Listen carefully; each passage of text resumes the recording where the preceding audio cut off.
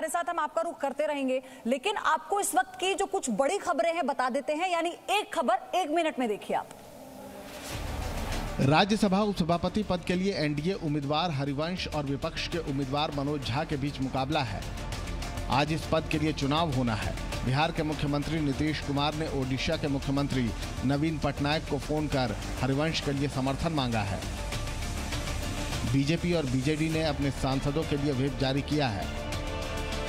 हालांकि बीजेडी ने यह साफ नहीं किया है कि उनका रुख क्या होगा। मेरे और हरिवंश जी के बीच की लड़ाई नहीं है, ये दो प्रस्थापनाओं के बीच एक मैं समझता हूं कि चुनाव करना है लोगों को।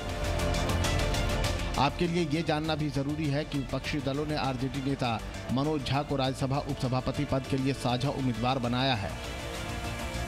कांग्रेस ने कहा कि वो उपसभापति पद को निर्विरोध नहीं जाने देगी। जनता दल यूनाइटेड के सदस्य हरिवंश का कार्यकाल खत्म होने के बाद डिप्टी चेयरमैन का पद खाली हो गया है। आज दिल्ली विधानसभा का एक दिन का विशेष सत्र बुलाया गया है। यहां पर भी प्रश्नकाल नहीं होगा। कोरोना वायरस महामारी को देखते हुए सत्र के लिए कुछ व्यवस्थाएं की गई हैं। मास्क पहनना और सामाजिक दूरी बनाए रखना जरूरी होगा। सूत्रों के मुताबिक सत्र में शामिल होने वाले सभी विधायकों के लिए कोरोना नेगेटिव रिपोर्ट जरूरी होगी। कोरोना के मद्देनजर सोशल डिस्टेंसिंग बनाए रखने के लिए विधानसभा हॉल के भीतर बैठने की व्यवस्था में बदलाव किया गया है। पुरानी व्यवस्था नहीं रहेगी। इससे पहले तो रेलवे को, क्योंकि उसकी जमीन है, उन सब झुग्गी झोपड़ी वालों के लिए वैकल्पिक जगह की योजना बनानी पड़ेगी, उनको मकान देने पड़ेंगे। बीजेपी का कहना है कि दिल्ली में झुग्गियों को हटाने की कोशिश हो रही है, जबकि दिल्ली में 50,000 मकान तैयार हैं। बीजेपी चाहती है कि इन मकानों में झुग्गी वालों को बसाया जाए। बीजेपी का आरोप है कि केजरीवाल सरकार कोरोना से निपटने में बुरी तरह विफल हुई है। बिजली के बिल और पानी की सप्लाई में आ रही दिक्कतों के अलावा पब्लिक ट्रांसपोर्ट की बुरी हालत का मामला भी विधानसभा में उठाया जाएगा। केंद्रीय स्वास्थ्य मंत्री हर्षवर्धन के अनुसार मार्च 2021 तक कोरोना की वैक्सीन आ सकती है, लेकिन इसकी तारीख तय नहीं है। डॉक्टर हर्षवर्धन ने बताया कि वैक्सीन सबसे पहले उन्हें दी जाएगी जिन्हें इसकी सबसे ज्यादा जरूरत होगी। जिन लोगों को सबसे पहले वैक्सीन की जरूरत है, वो हेल्थ केयर वर्कर्स हो सकते हैं, वो बुजुर्ग हो सकते हैं, वो ऐसे लोग हो सकते हैं जिनकी जो इम्यूनिटी कम है, बहुत सारी दूसरी बीमारियों से ग्रसित हैं, या जिनको हम कह सकते हैं वल्नरेबल ग्रुप्स। स्वास्थ्य मंत्री डॉक्टर हर्षवर्धन आज शाम 6 बजे देश में कोरोना के हालात और सरकार की तरफ से उठाए गए कदम की जानकारी राज्यसभा में देंगे। सरकार कोविड-19 वैक्सीन के ह्यूमन ट्रायल में पूरी तरह से सावधानी बरत रही है। वैक्सीन को लेकर सुरक्षा, लागत, उत्पादन, समय सीमा जैसे मुद्दों पर भी गंभीरता से चर्चा की जा रही है। अभी दुनिया के कई देशों में कोरोना की वैक्सीन को लेकर ट्रायल चल रहा है। रूस और चीन इसे लेकर दावा भी कर रहे हैं, लेकिन अभी तक किसी को प्रामाणिक सफलता नहीं मिल पाई है। भारत और चीन के बीच गलवान में हुई झड़प के बाद चीन ने बार बार अपनी तरफ मारे गए सैनिकों की संख्या छिपाई थी, लेकिन अब अमेरिकी अखबार न्यूज़वीक ने अपने आर्टिकल में गलवान में चीन के मारे गए सैनिकों की संख्या बता दी है। 11 सितंबर के इस आर्टिकल के मुताबिक जून में गलवान घाटी में हुई झड़प में चीन के करीब 60 सैनिक मारे गए थे।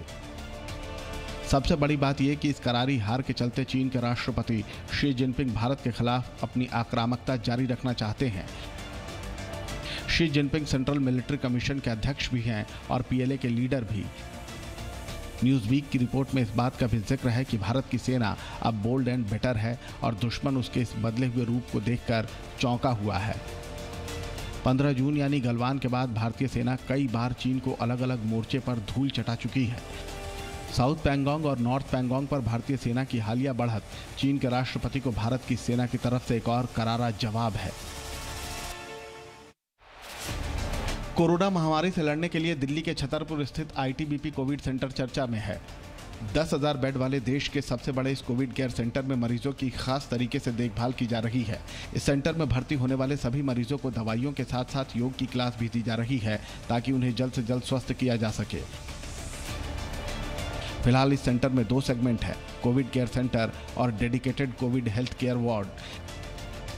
यहाँ कोविड के गंभीर मरीजों की देखभाल विशेष तरीके से की जा रही है।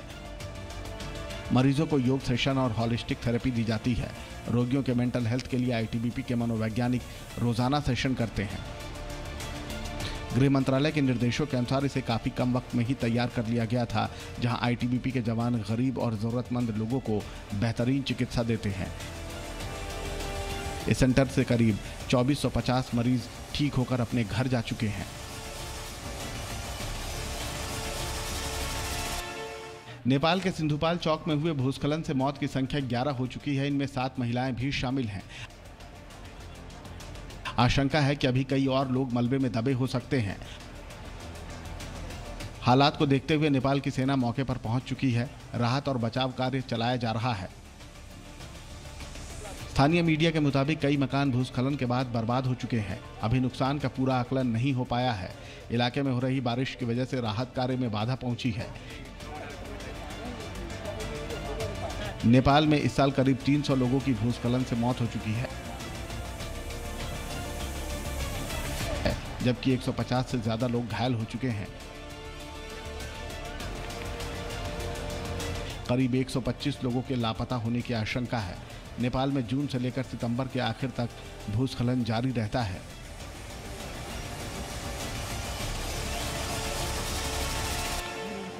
Presenting B News app, available on Google Play and App Store. Download it now.